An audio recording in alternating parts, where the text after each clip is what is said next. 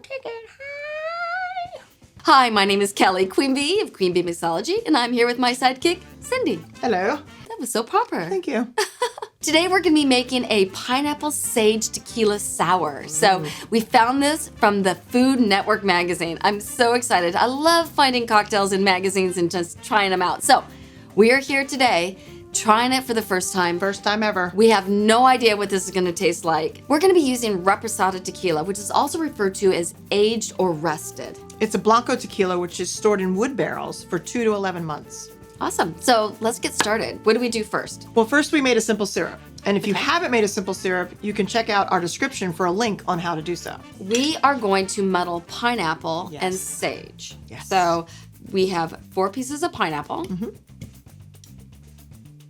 Now you can use either canned pineapple or you can just cut your own fresh pineapple. It's totally up to you. Then we're going to use some sage. You want to use sage in very small amounts. It's got a very earthy flavor to it, so don't go overboard with the sage.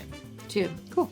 I mean, smell that. It's Very very strong. Now, sage has some very interesting health benefits to it. Did you know that it may ease menopause? I did not. You didn't? And How? Do you rub it on your body? No. It's the herb. And also it may support memory and brain health. If you ask me, drinking this cocktail is good for your health. I'll just go suck on some sage. Great. So then we're going to add some simple syrup. About a half an ounce. Perfect. That looks to be about good.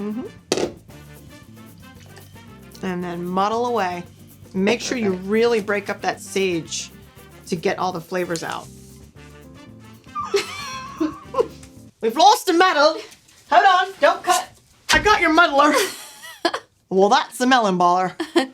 Thank you. All right, we're going to muddle this and we're going to really break it up. We're going to break up these leaves. And I'm using a muddler that has like ridges and teeth in it. So we can break up the leaves and the pineapple and really get those flavors coming out. All right. Now onto the tequila. 2 ounces. It's going to be interesting. And then fresh lemon juice, which about a half an ounce. Okay. Let's get give or take. You're gonna roll your lemon. She likes to roll them before she squeezes. I do. I want to get all those juices. You want to be able to make sure that it squeezes out. Another trick that I have too, if you're going to be squeezing your lemon in one of these cool little tools, is to cut the end off. So that way you don't have this hard bulb thing getting in the way of getting all that juice out. So I'm going to cut the end off. Yes. So now we just need some ice. And then we're going to shake it up.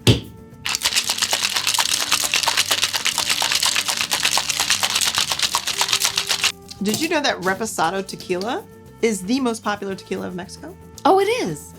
Wow, I did not know that. Now you know. All right, here we go. We're gonna double strain. Because when we muddle, sometimes there's little chunks of things in there you might not want in your drink. I'll garnish with a little bit of pineapple. There you go. Ta-da! I can smell that from here. The subtle citrus of the sage mixed with the pineapple. It really does bring out the pleasant bouquet of the reposado tequila. Let's taste it.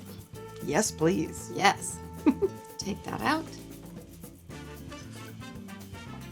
Oh, I really like that. I actually don't taste the tequila, and I don't drink a lot of tequila. That is definitely That's nice. Queen Bee approved. Thanks, Food Network magazine.